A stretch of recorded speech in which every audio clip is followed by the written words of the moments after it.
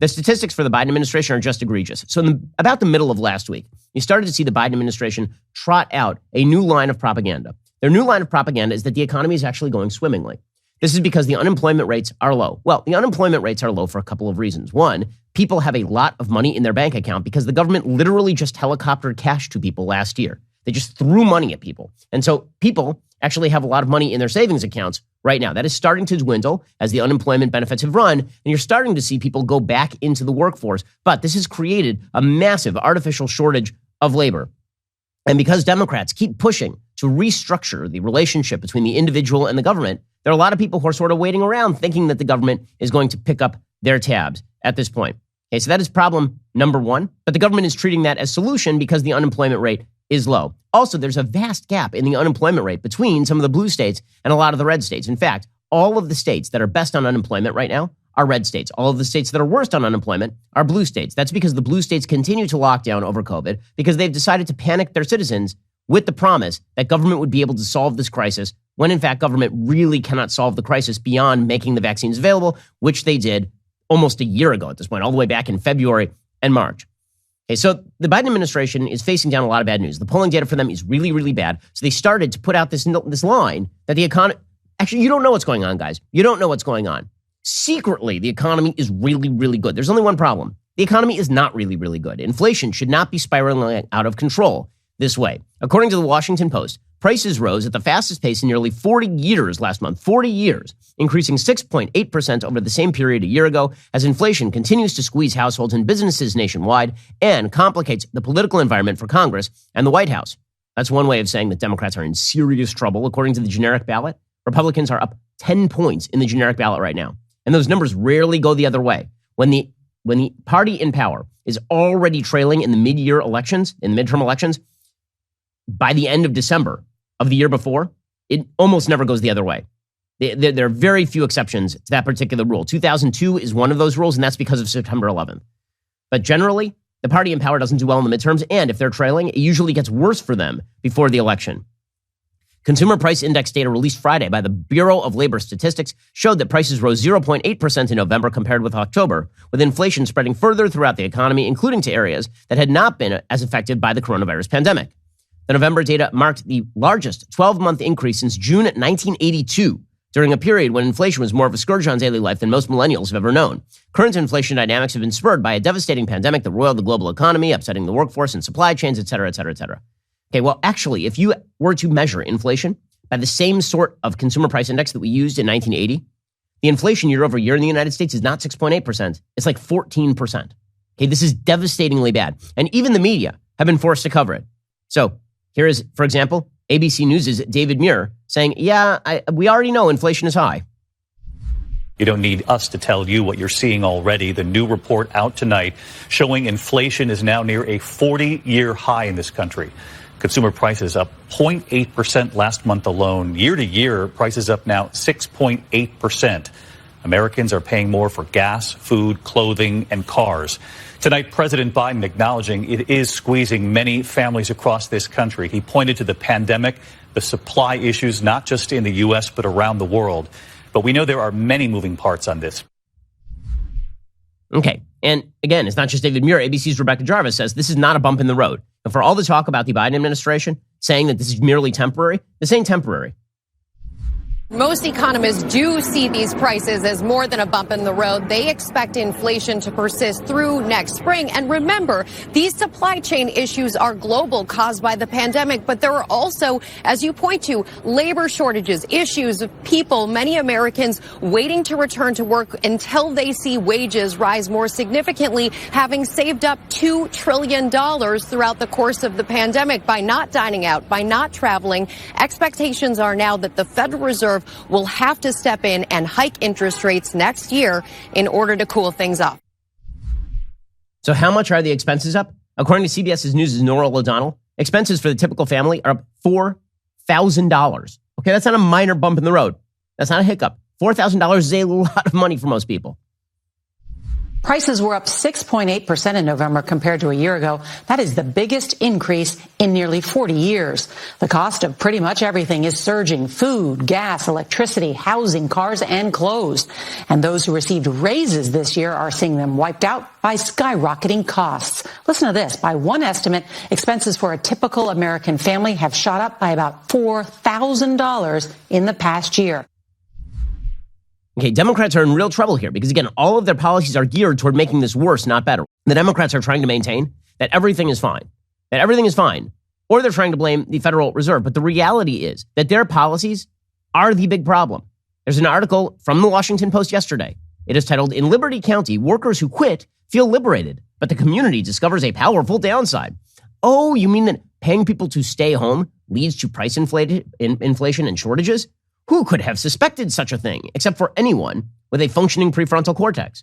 According to the Washington Post, Maggie Town quit her job as a hotel front desk manager because the pandemic taught her she could squeeze by without her paycheck. Now home with her kids, Town says her life is much improved, but at the La Quinta hotel she left, an exodus of housekeepers and front desk workers forced owner Hassel Patel to close the swimming pool and fitness center and sharply reduce room cleaning. Fannie Lou Bruton left her job as a cook because she didn't want to be around so many people anymore. She realized, she said, "I did enough." She's delighted that the COVID pandemic drove her into retirement. But at Isola's Country Cafe, where the staff has plummeted from 42 to 12 workers, the owners had to eliminate breakfast, slash their hours, and shut entirely on Sundays. Liberty County, a 45-minute drive southwest of Savannah, is Quit Town, USA, one of the many places across the country where the pandemic slammed the brakes on propulsive job growth, and startling numbers of people have quit their jobs this year, including more than 12 million Americans this fall alone. The result, according to business owners and county officials, is a place where people are thinking about work in new, sometimes revelatory ways, but also feeling the pain of reduced services, pinched bottom lines, and a diminished sense of community. Right, because it turns out that the left-wing dream that nobody ever works anymore, and then we all get to sit home and finger paint Jackson Pollock, that is not real. Okay, people actually need work to feel fulfilled. Also, if you wish for there to be productive goods and services for you to trade with somebody else, you need to go to work. The left's dream, which is that everybody will basically stay home and the government will cut them a check while they watch soap operas, is a ridiculous and stupid dream. It undermines actual human flourishing. Workers who have stepped away from full-time jobs say the pandemic helped them discover they can survive on occasional gig work and government benefits. Oh, what can they? Well, who pays for those government benefits? Pray tell. Could that be the rest of us who are working? Work harder? Millions on welfare depend on you? Going to bring back the 1970s bumper stickers? Many Liberty County residents left minimum wage positions at restaurants, hotel, and retail outlets to take jobs at the county's burgeoning warehouses and distribution centers. The upside, as much as double the pay and more flexibility in work hours. The downside, severe strains at the mom-and-pop businesses they quit, and damaged or severed long-standing social bonds. So, yeah, all the people who say they're for small businesses have basically wrecked small business across the country. There has never been a dichotomous split in wealth like we have seen during this pandemic, probably throughout human history. Right? Basically, the middle class split into people who are at big corporations, which did pretty well during the course of the pandemic, and welfare. And if you're in the middle, if you're running a small mom-and-pop shop, if you're running a restaurant, if you took out your life savings and you tried to build a business and your business just wasn't large enough to survive the government shutdowns, and guess what? You're out on your ass. And the left is celebrating this. They think this is good. They think this is good. Right? It is not good. Okay? It is very bad. And by the way, it has bleed over effects in terms of the inflation rate. And now you get the inflationary spiral, because why would you re-enter the workforce unless you get a giant raise? But if you get a giant raise, guess where the prices are going to have to go in order to pay for that giant raise? And so you get a wage price spiral. That is what is happening right now. The Biden administration is trying to downplay this, pretending that it's not really a big deal. In fact, here was the president of the United States, Joe Biden, trying to remain alive, saying that, inflation's really not that big a deal. This is Joe Biden over the weekend. The biggest, a third of the increase in inflation is used automobiles. It is a real problem. But the point is that has to do with supply chain as well. But it also has to do with the fact that not everybody's looking for a used automobile, but those who are, they're paying higher prices because there's fewer of them because of COVID and what was sold out and the like. No. Okay, so cream of wheat for both mouth and brains. The president of the United States trying to downplay inflation as used cars is insane. At the beginning, used cars were driving some of the inflation stats. Not anymore. What is driving the inflation stats at this point is not even things like food and gas. Okay, the consumer price index, absent food and gas numbers, is still extraordinarily inflated. Everyone knows this, so he is lying to you. And the thing is that not a lot of people are believing it. Jen Psaki was asked questions about inflation over the weekend. She didn't have much to say about it. She tried to avoid the questions. Given what Jerome Powell is now saying, does the president acknowledge that inflation is more entrenched and not transitory? Well, Kristen, I would say that I can't speak obviously for Jerome Powell, but I think part of the point here is that it doesn't really matter what you call it. Oh, it doesn't. Oh, okay. Also, Jen Psaki added, the prices are moving in the right direction, which is weird since last month they headed in the wrong direction. Well, we've seen costs increase in some areas, and we've seen them move in a good direction in some areas as well. What we need to do now is think about what we're going to do about rising costs. What is our plan to address rising costs? And what is their plan to address rising costs? They have a two-pronged plan. One is to basically kick it over to the Fed and hope that the Fed tapers. And then they can blame the Fed for the sinking economy as opposed to, their own bad policies. And two, spend more money. So over the weekend, Joe Biden said, we've never had this kind of growth in 60 years, but inflation is affecting people's lives. The reason why economists think Build Back Better is going to, in fact, diminish the impact on inflation is because it's reducing costs for ordinary... No, it is not. No, it is not. Larry Summers, who has been the voice of reason throughout this entire inflationary spiral. You remember that he was the Treasury Secretary under Bill Clinton.